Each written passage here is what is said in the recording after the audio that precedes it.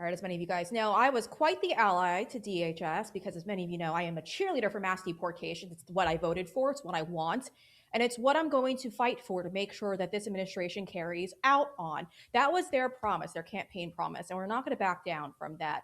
Mass deportations means mass deportations. But there's been a bit of a shift over at DHS since Kristi Noem has departed. Markwayne Mullin, obviously, who's a former U.S. Senator, has made his way as secretary. And I was scratching my head because I said, well, this guy's getting it pretty easy in regards to his confirmation process. He wasn't beaten down. There were really no deep dives into his background.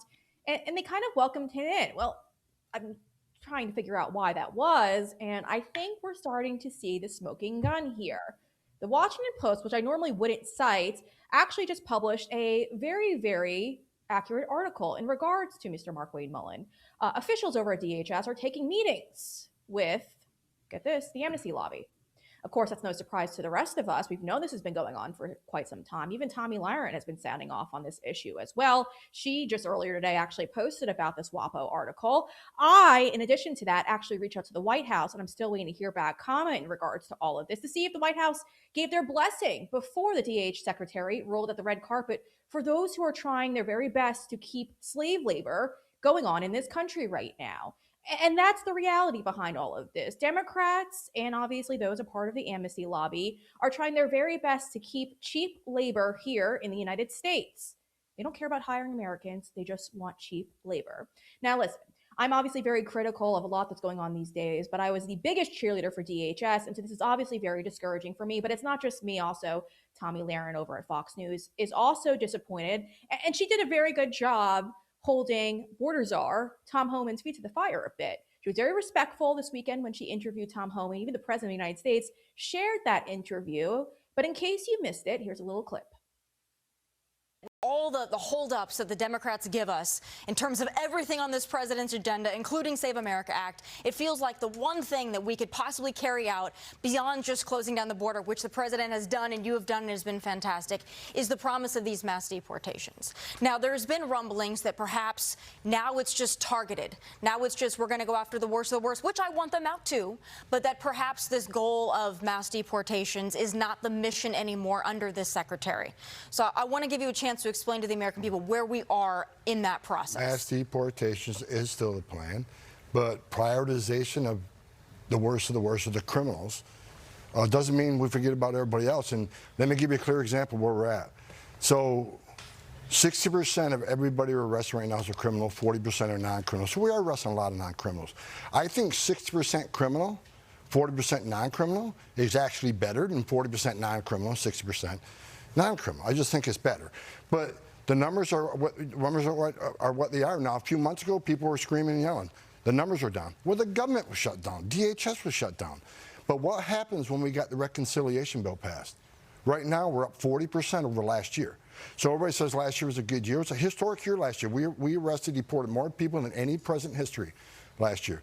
Right now, we're on a track of beating that by 40% right now.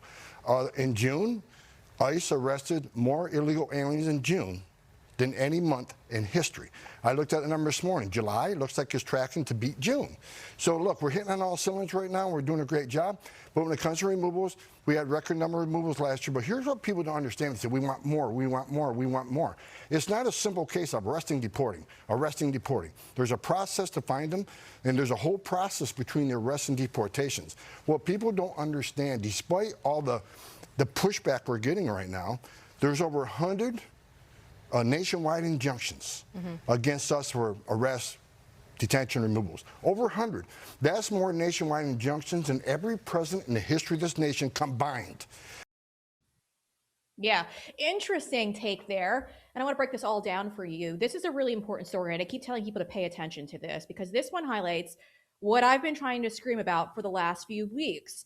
I know since Markwayne Mullin has taken over as DHS secretary that he has done a lot to overthrow the great things that Kristi Noem was doing. Things like this. ICE purchased 11 total warehouses. Now, the goal of this was to use these warehouses as ICE detention facilities. And all of a sudden now they're actually looking to get rid of those warehouses. 7 of the 11 of those warehouses. That's $700 million for you taxpayers out there. Mark Wayne Mullins looking to toss your money out and just completely get rid of the project.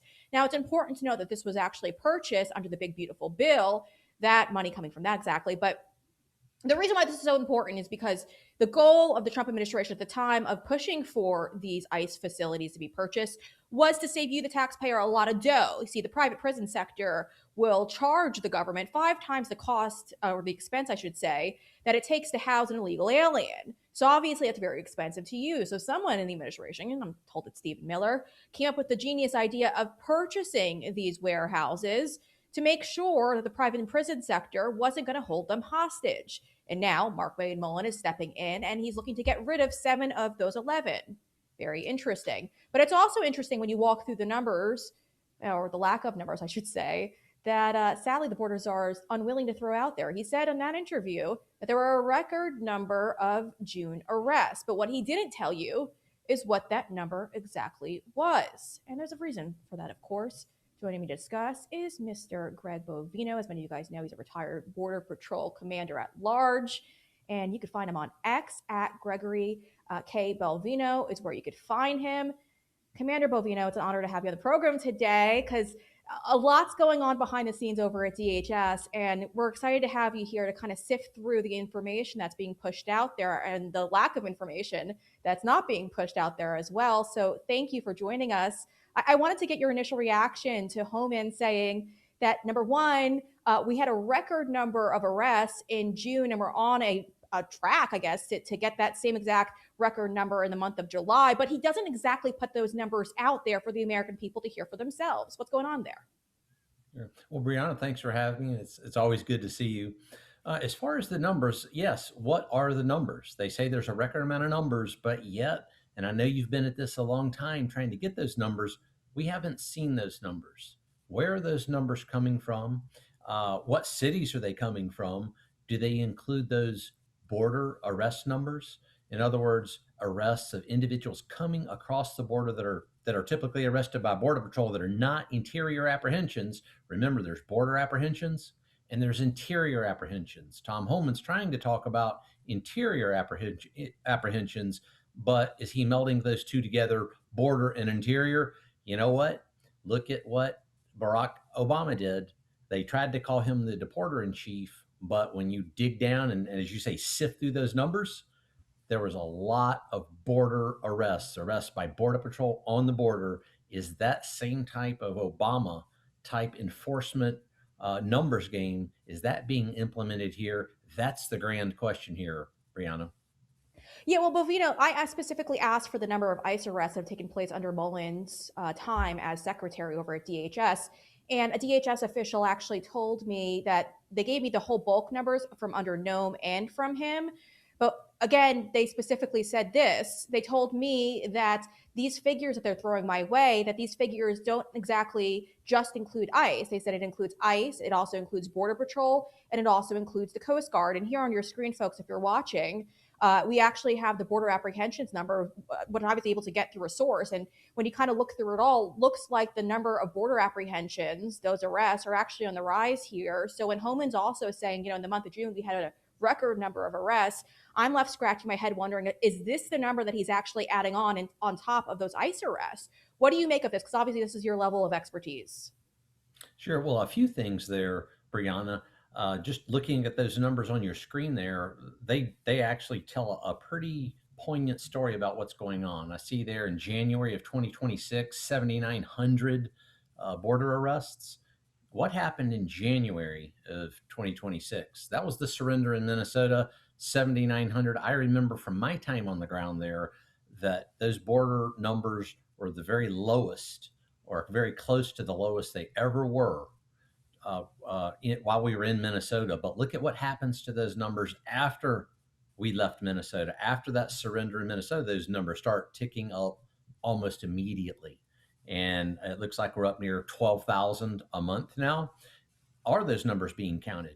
If they say they are counting Coast Guard, Border Patrol, CBP, and any of the border arrest numbers, then yes, that's going to inflate those numbers. Those are typically not interior arrests. That's very important. There's arrests in the interior away from the border, and then there's those border arrests. So typically a border arrest, individuals are brought into custody and immediately repatriated to their countries. So it's a completely different process than the interior, but yet they're using those numbers, it seems, to bolster the interior numbers. That's a disingenuous way of, again, resurrecting that Obama style cooking the books with arrests of illegal aliens to make it look like you're really doing a lot. Yeah, and I reach out again to the White House, and I'm waiting to hear back from them on all of this to see if they approved the conflation of numbers here, the adding of both ICE, Border Patrol, as well as the Coast Guard. Because President Trump was very critical of the Obama administration when they were doing this. So I'm interested to hear their take on all of it. But again, I'm left trying to figure out what's going on here because when I reach out to DHS repeatedly to find out the specific numbers, they refuse to hand those over. Although I know the press secretary, and I think, Lauren is a lovely woman, but she thinks that she's being transparent. When it comes to actual transparency, I'm trying to gather publicly sourced information while reaching out to sources to figure out what's going on here. Because when people are turning to me and say, Brianna, mass deportations aren't happening, the arrests aren't happening, I'm trying to go through all of this and figure it out. I think it's really important for the American people to understand this. When they tell you mass deportations are happening right now and they're giving you, let's just say, bulk numbers, let's just say that they're throwing out numbers and saying, in the month of June, there were so many deportations, there's X amount of deportations.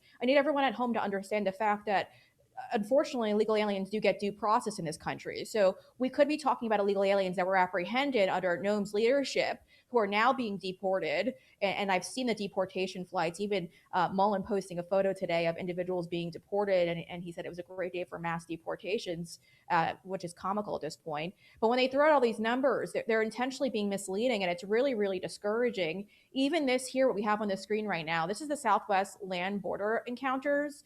So can you break down what this means for us as well? Because this is obviously very, very significant when we're going through the numbers here. It's a little bit different than the apprehensions itself, but this could be just people coming across the border and then just being tossed back away. Is that correct?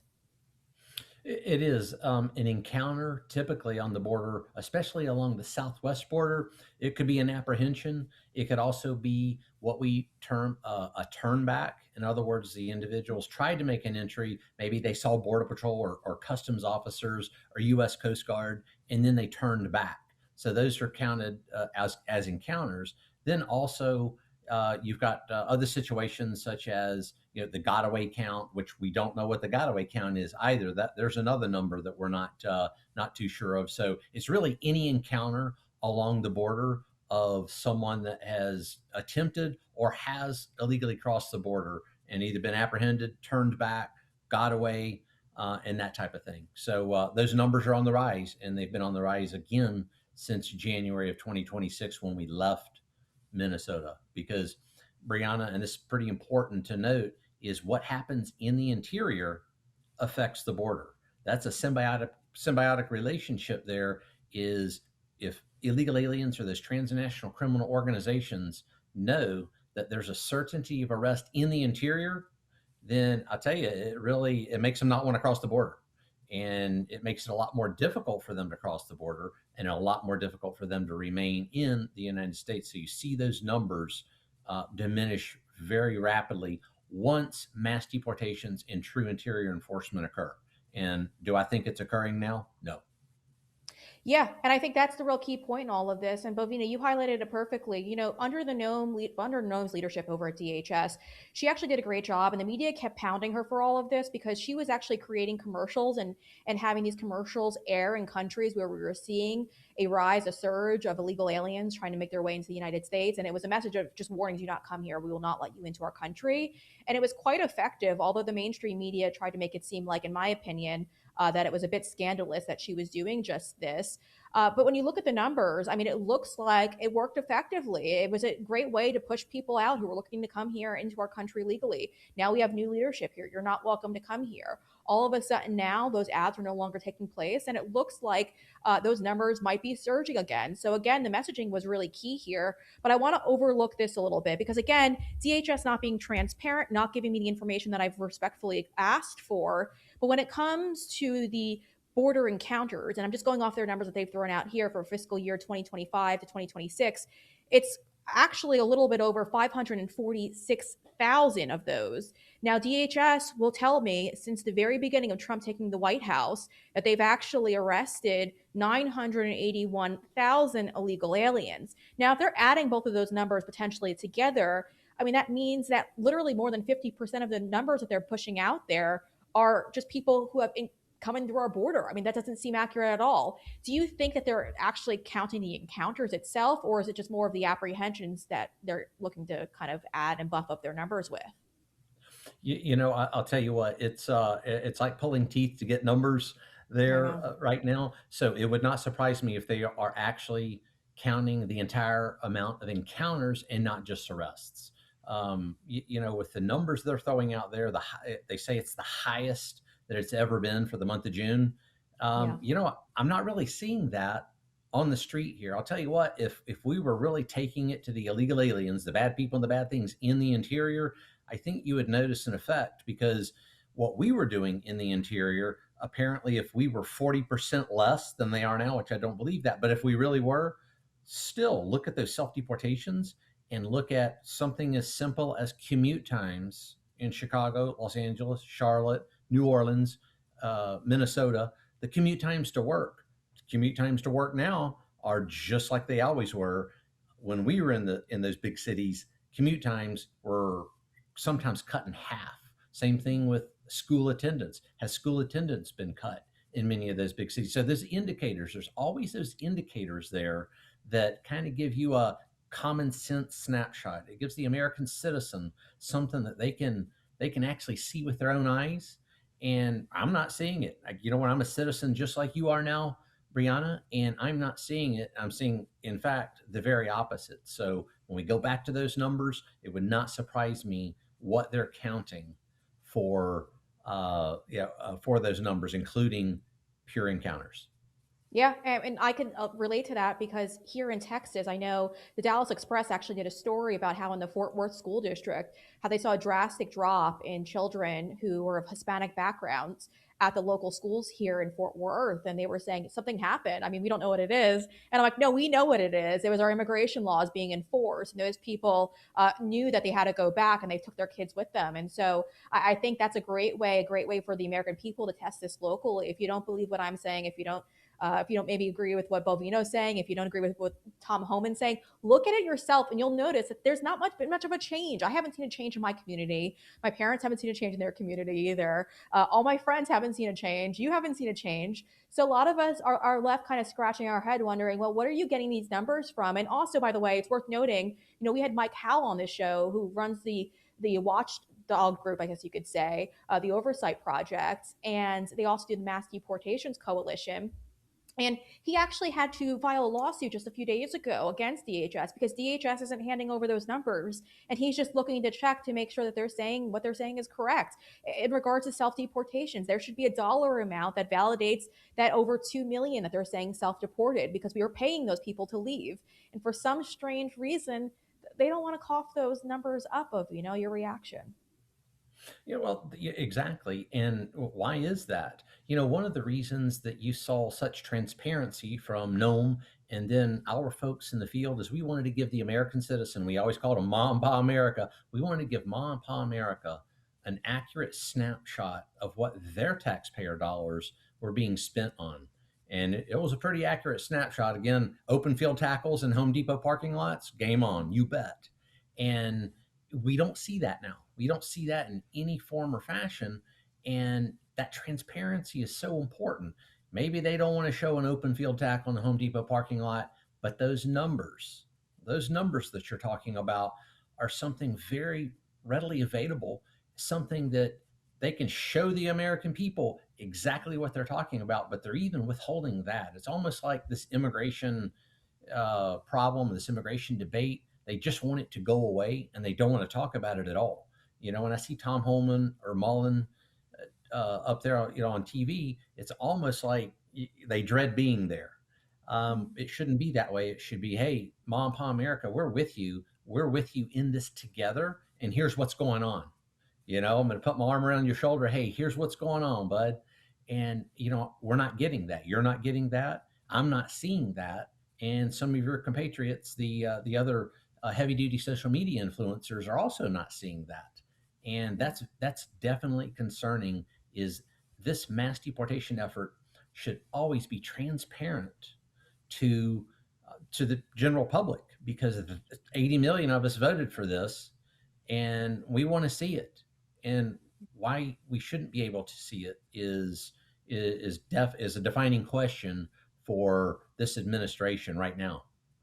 Yeah, and we're gonna hold their feet to the fire on this one because this was the big commitment that they laid out in the campaign trail, and there's no going back after what Democrats did to this country. I mean, I know they're throwing numbers like 12 to 15 million illegal aliens that have come into this country under the Biden regime, and I know that you also question that number, but I'm sure it's significantly higher because every community has been transformed. I know you threw out the number also that there needs to be 100 million individuals deported, if I've got that correct. Can you break down that figure and how you got to that number?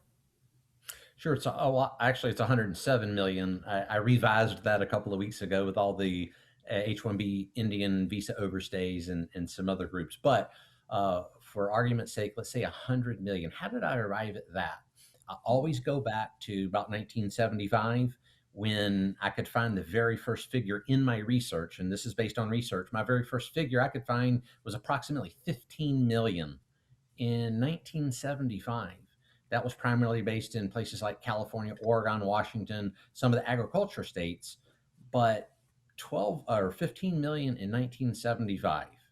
Well, they're still saying 15 million in 2026.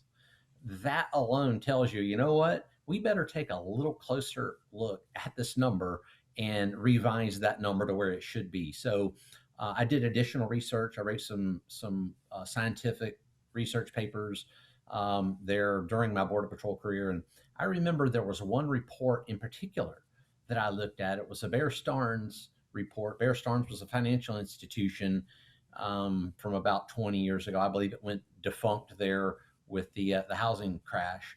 But they did a really good report that said approximately 20 to 30 million illegal aliens lived in the United States in 2006. And the reason I looked at that is it was one of the very first reports that put it above the 15 million, actually doubled it. And that was a financial institution that did not have any reason to be political. They wanted to look at that number to further their fiduciary interests in the banking world for no other reason than that. So they commissioned a study, and I thought that was that was pretty important. That was 2006. That's 20 years ago, Brianna. And what I've seen in the past 20 years has been unbelievable. And I still believe that the Bear Stearns report was a little low, but what I saw come across that border with my own eyes as a border security professional, someone that kind of kept track of that, was absolutely astounding under every president. Or we're talking, Bush and Obama, all of them, and then most especially Joe Biden. So say there's a million a year for those 20 years. There you're up to 50 million right there. But then you add those 4 years of Biden, and I'm thinking 30 to 40 million there under Joe Biden. But we really don't know because 80% of the border was wide open under Joe Biden. We don't know what came across. We don't know what got away, what came across. So I took all those statistics, reports, my own observations, and I arrived at the 100 million. But I decided to bounce that number off of what we were seeing in those major cities, whether it was Los Angeles, Charlotte, or New Orleans, and Chicago, those major cities. Again, let's go back to commute times. To have a really good commute, generally 15, maybe 20% of the commuters need to be cut out of that commute, and it really improves your commute to work. Well, guess what? It wasn't a good commute time in Los Angeles. It was the most exceptional of exceptional commute times in Los Angeles.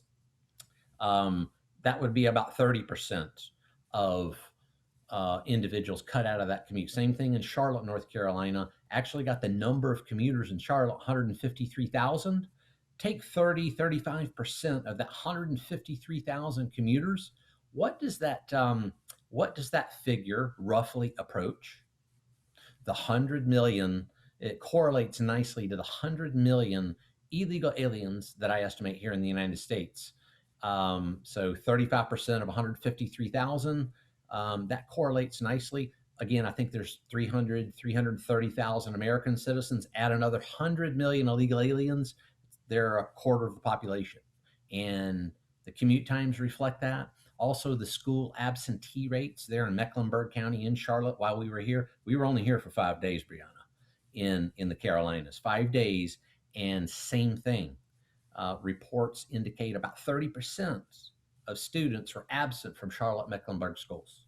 That correlates very nicely to the 100 million figure, or a quarter of the population. So that's roughly how I arrived at that number, and I definitely stand by it. Could be higher. A lot of people are saying, "Hey, I think it's higher." And then also common sense. Take a look at what's happening around you, what you see around you. If it was 15 million in 1975 and you never saw an illegal alien in North Carolina, and now they're everywhere. I mean, they're everywhere. You see them throughout your daily life all day long. That 15 million has got to be a lot. You see 10 times more illegal aliens, right? So think of it that way.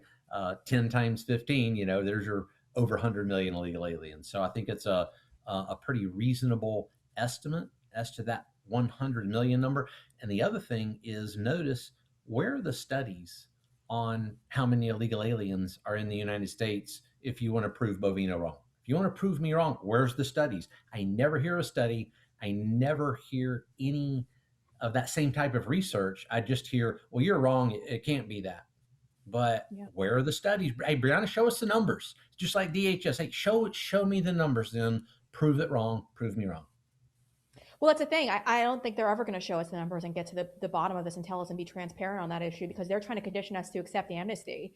And the reality of it is, if they're going to do what they did under the Obama years, they're going to say, listen, we deported 5-6 million illegals. So we cracked down. We got half of the illegals that came in under the Biden years. And the other half, I mean, they've been flying under the radar for long enough now. Let's just give them amnesty. And Republicans will do just that, because we're watching as Mike Lawler and all these other Republicans are out there and they're fighting for these illegal aliens, and they're trying to justify giving them amnesty because, oh, they're great employees. They're our farm workers. They're all these great things, but they are just trying to condition the American people to accept amnesty. And it's because it's a future voting base for these people, especially if you live in New York. Because I mean, I grew up in New York.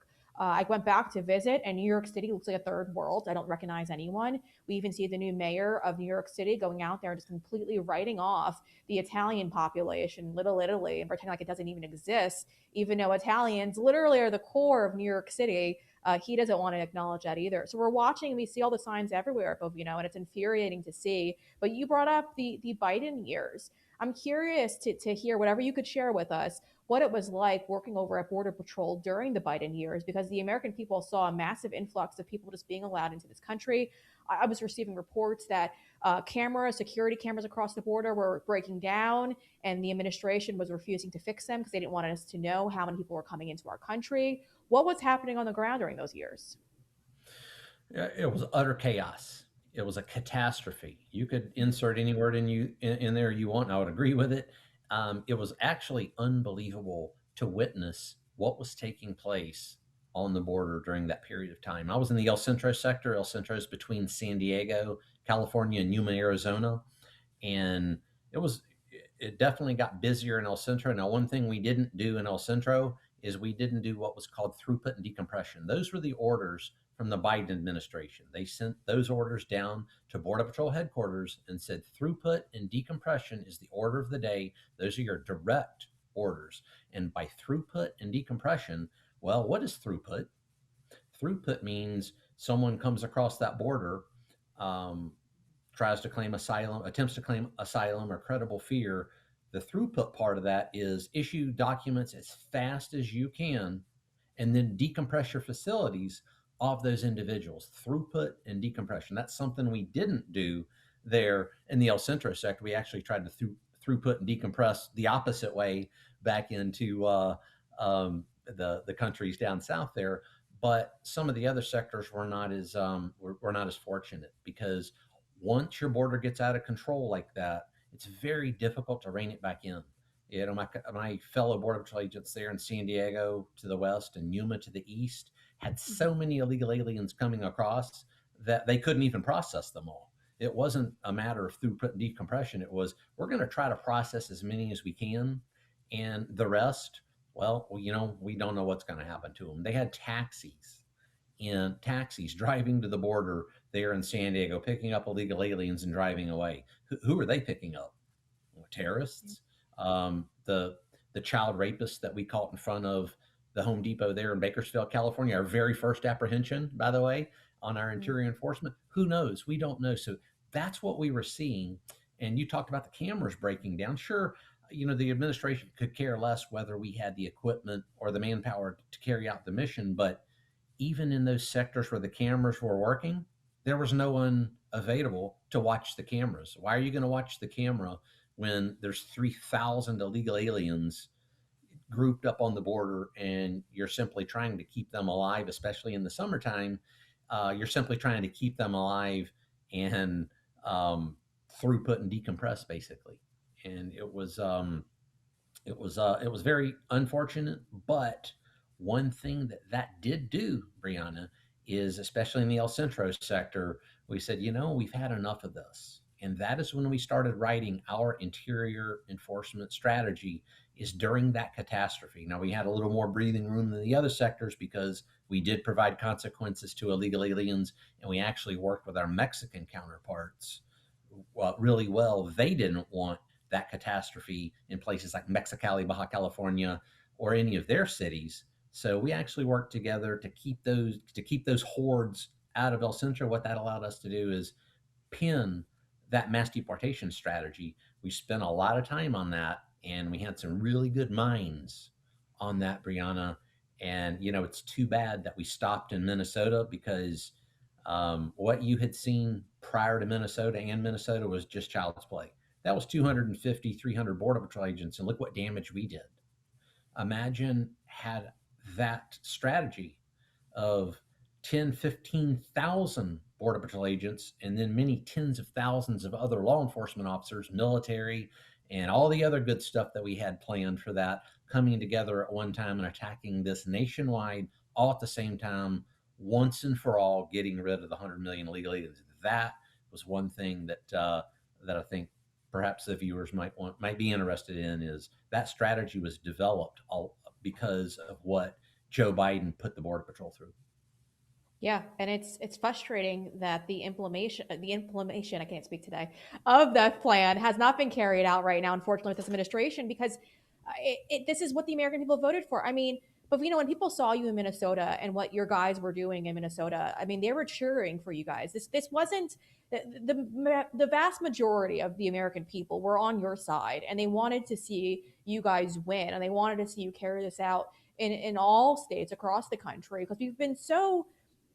And there are some people who are frustrated. We see the left, they win all the time. They get violent. We just saw again in New York City, there's apparently the FBI saying that this is a lefty who decided to, I guess, throw what appears to possibly be gasoline, a flammable liquid, outside of a federal government building and then lit it on fire. And apparently he's an anti-ICE individual.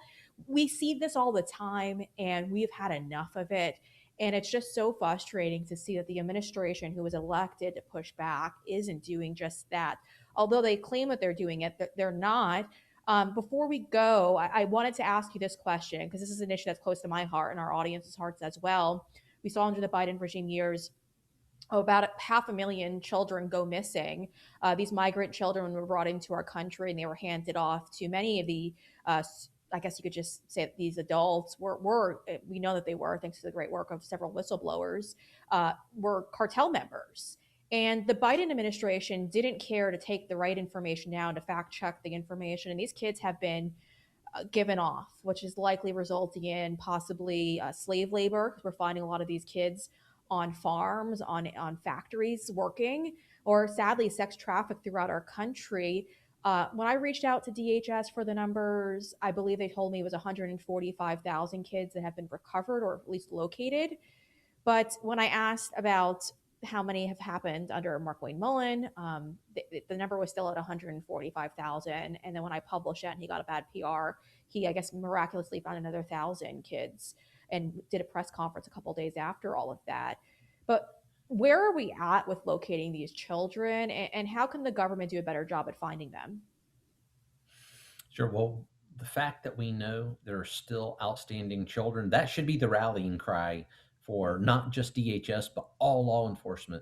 Unfortunately, some of these blue states, law enforcement are completely prohibited now from doing anything related to immigration. And that includes finding these lost children. So it is truly up to the federal government and the immigration officers of ICE. And if CBP ever does get back into the game, CBP, it was the Camarillo pot farm that we raided together with ICE that we found those, I believe it was 14 unaccompanied children working on that farm. So when we talk about total spectrum immigration enforcement, that's very important because total spectrum immigration enforcement means everything under the sun that you can put into play to arrest illegal aliens, whether that's targeting or worst of the worst, that's a tactic, or general immigration raids, intelligence development, sending specialized teams after these missing children, attacking every part of immigration that you can think of,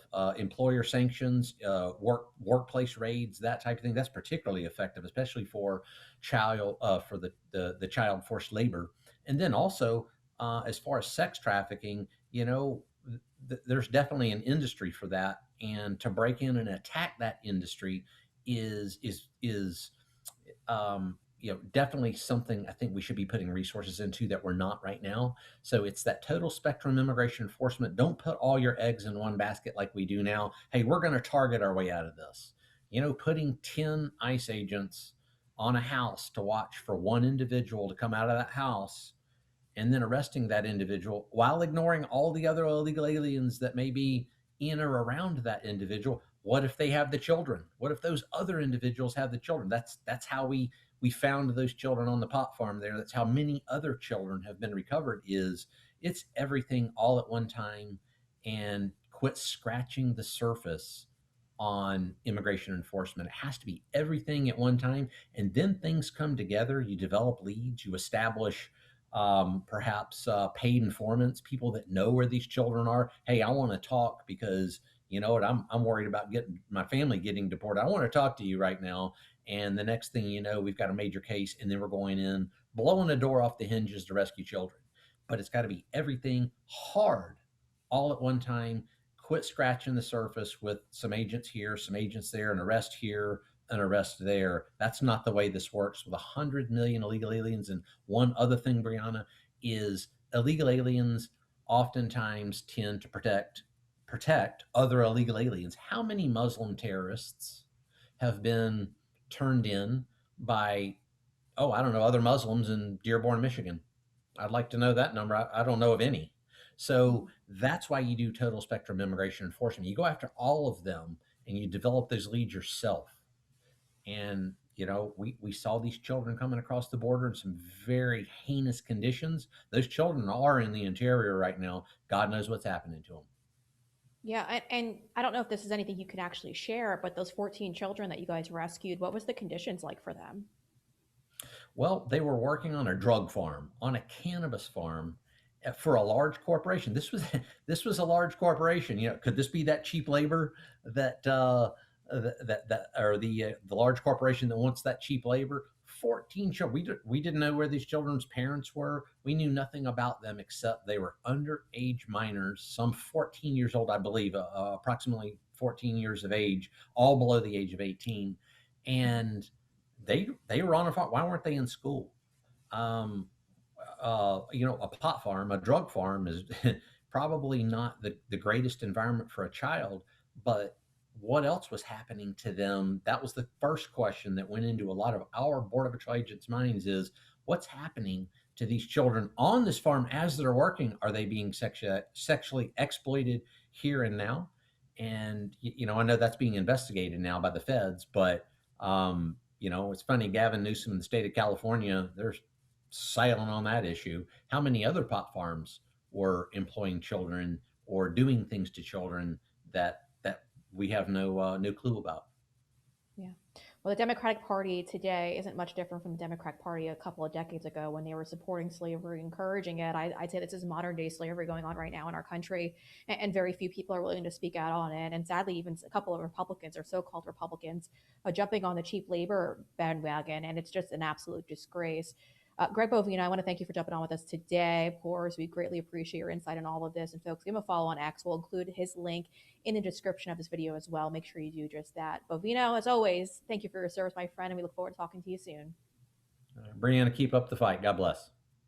This show is brought to you by people that don't hate conservatives. We're talking about Patriot Mobile. Patriot Mobile is my service provider when it comes to my mobile service. And folks, I love Patriot Mobile. First off, obviously, they are patriots, but most importantly, they support the causes that you and I support, like the Second Amendment, pro-life, our veterans, and so much more. So ditch the provider that you currently have, because it's very, very likely that they're funding things that don't support our personal beliefs, and make the switch. Now, when you switch over to Patriot Mobile, you tell them that Bree sent you. That's BRE. Guess what? You get a free month of service. So why not save a ton of cash? Because they will save you a lot of money. They're significantly cheaper than your current provider. And you're also going to use those same, by the way, the cell phone towers. You don't lose that at all. So stop what you're doing right now. Head on over patriotmobile.com. That's patriotmobile.com. And look at the plans. I promise you, you're going to save a lot of dough. Plus, again, they are, oh, I didn't even say this one. Second Amendment enthusiasts. Okay. This should be enough to seal the deal. Head on over to patriotmobile.com right now. Sign up, make the switch. And when you call them, well, they're not going to outsource you to India. No, no, no. They keep your call here in the United States. Customer service is based in America. Again, it couldn't get any better. Head on over patriotmobile.com. Tell them Bree sent you for a free month of service. That is BRE. That is how you save a lot of dough. Do it right now, patriotmobile.com.